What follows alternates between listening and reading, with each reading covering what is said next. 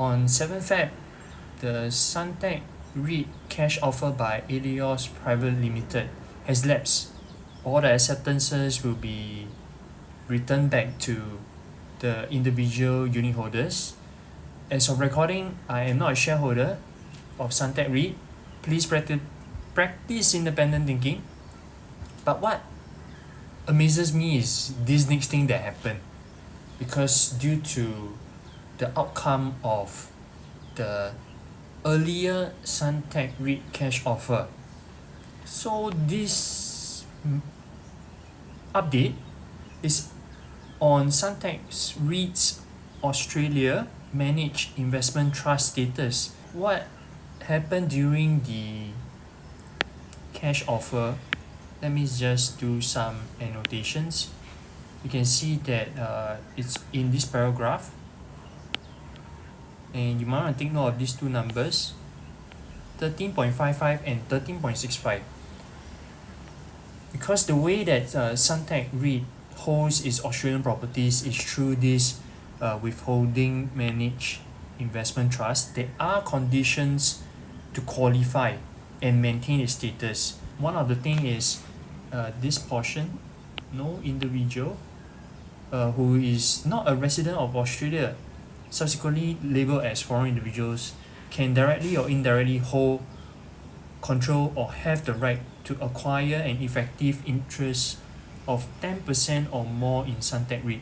Then what are the consequences if the conditions are not met? Is found here. It is going to be a tax hike.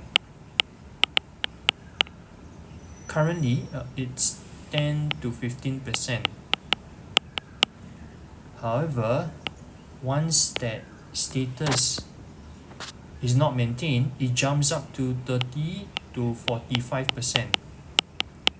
The management of Suntec REIT shared with us that, okay, there's going to be an impact to the DPU here.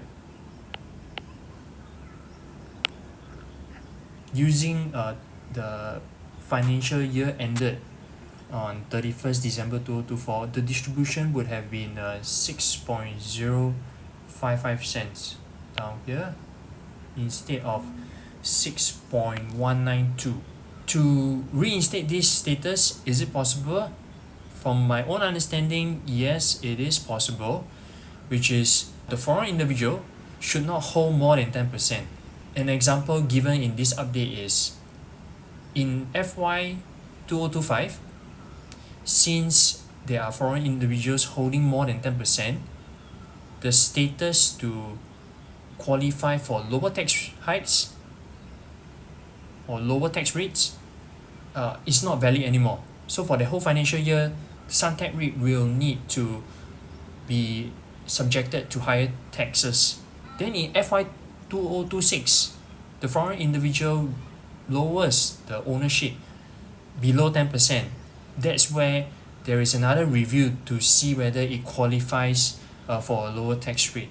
In my whole journey of investing in REITs, Suntec REIT has always been my best teacher, and this is a new thing that I've learned. So even in fact for my CICT, right, I do have Germany and Australia properties too. So that's also one of the questions that I need to ask. When our REITs hold any overseas properties, are there very special conditions that might jeopardize the distribution or distributable income that a unit holder can get? And if you like to know my entire journey of Suntec REIT, you can watch this playlist. And if you want to know what was the last update that I gave of Suntec REIT, you can watch this video.